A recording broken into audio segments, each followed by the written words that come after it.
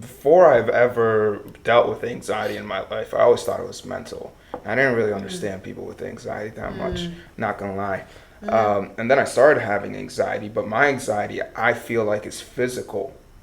Like, I'm not thinking anything in my head, but suddenly, like, my body is feeling this anxiousness and my heart's starting to beat faster and all these things. And I'm like, what's happening? I'm just watching a TV show right now. Why am I feeling this way? Is anxiety physical and mental? Is it both? What is it? It is both. And so what you're recognizing is that really there's no separation between the mind and the body. If the mind is off, the body is off. If the body is off, the mind is off. If you're sick, you can't think straight, right? You're like, I can't work, I'm sick. So that means that your physiology is impacting your mental state and vice versa. So there's no separation between the two. And the body also remembers things that happened in the past. You know, why am I so anxious today? What's today? December 7th. I'm just throwing out a date. Last year on December 7th, so-and-so happened to me. And so the body almost like, it's like our alarm clock. It's like our alarm clock, and it's like, ding, ding, ding, this happened. And maybe there's some loose ends you need to tie up around this thing that happened to you. You know, for most of us, when people come to me and talk about their anxiety, I want to know where in their body do they feel it. Because more than likely, it's in the stomach and it's in the heart. Yes. Yeah. And those two, everything is in the heart. Everything starts with the heart. So I want to guide people to like slowing down and listening to their heart rate and engaging in activities so the heart rate goes like this instead of like this. And definitely don't want to go like that because then you're gone. Right. So everything starts with the heart, and then anxiety typically goes down into the belly or in the lower back. And so we become aware of what the body is telling us. And those answers come through all those different ways that I shared earlier. Sometimes I guide people to talk to their stomach, talk to the pain in their stomach. I used to feel an incredible amount of anxiety in my belly, but I used to feel pain on my shoulders. And I engaged in this activity that I teach where I had myself right to the pain on my shoulders. And literally like right to the pain. Why are you here? And the pain wrote back, I'm here because you volunteered for blah, blah, blah, blah, blah, blah, blah. And we went back and forth and back and forth. It was done. I finished the exercise. And then maybe a couple weeks later, I felt the pain in my shoulders again. And I was like, oh yeah, you told me before. And as soon as I said, literally to my own body, you're right, I'm out, I'm going to back out of this thing that I volunteered for. I'm going to sit down. And you could feel the pain literally dissipate. So it's like learning how to really listen to all parts of you. But that requires self-awareness. Yeah. And I don't know, maybe I'm wrong, but it doesn't seem like many people have self-awareness. Well, many people are running from their own self-awareness. And that is contributing to their anxiety and their pain. Many people are running from the reality that they contribute to their pain. How so? Well, whatever we've done, whatever has happened to us. Desires? Yeah, sometimes it's desires, sometimes it's relationships. So my favorite question I ask my clients, and it doesn't mean, oh, it's your fault that someone sexually assaulted you, or it's your fault that this happened to you when you were a child. That's not what I mean. I mean, when we notice patterns, when we're free thinking adults and we notice specific patterns in our lives, and we say, why did I end up here again? How did I end up with this kind of person again? How did I get this same job again working for this crazy person? I will say, fill in the blank. I contribute to this problem when what is it? What have you done that has contributed to this problem?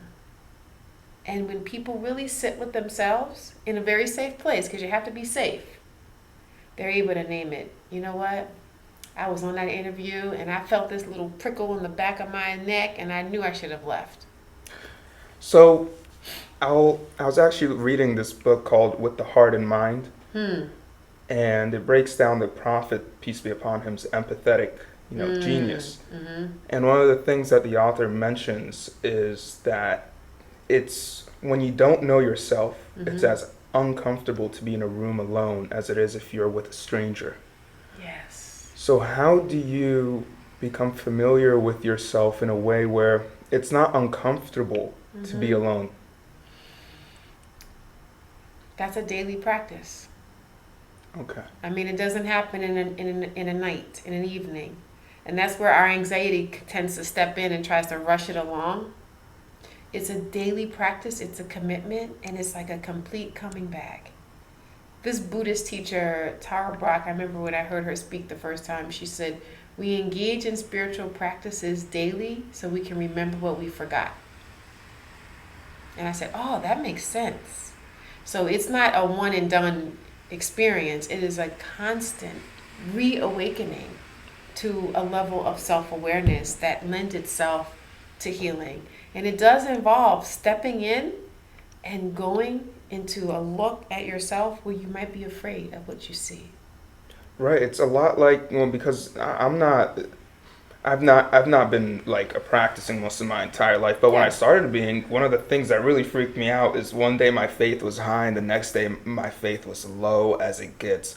It's the same thing with this, isn't it? Like every day you have to, it's a new day. It's literally a new day. You have to keep working on it. Is that what it is? It is a relationship. It's a struggle.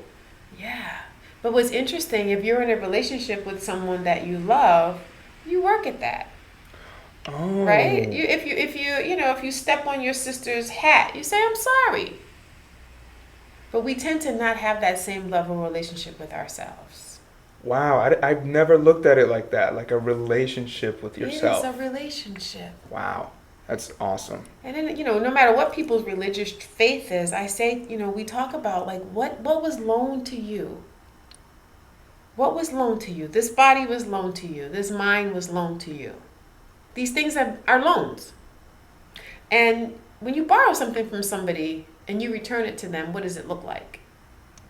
Should come back the same. Or nicer, right? Or better. Ooh. Yeah. If someone borrows a book from you and they spill coffee on it, they will typically say, oh man, I spilled coffee, I bought you a new book, right? I mean, that's what people do. But we don't have that same compassion for ourselves. We don't give ourselves that same opportunity to be in a relationship. And so we don't treat our bodies or our minds like it's something that was loaned to us to do something meaningful with. Which is why so many people are uncomfortable being alone. When you're alone, who you're supposed to be brushes up against who you are right now. Okay, yeah, that makes a lot of sense. Talking to you about this reminds me of this story where the Prophet, peace be upon him, was sitting with his friends, and a man walks in and he goes, this is a man from heaven. And he leaves, and this happens 3 times where the guy comes in and the Prophet goes, this is a man from heaven. And so one of the Prophet's friends is like, I got to figure out what this man's doing.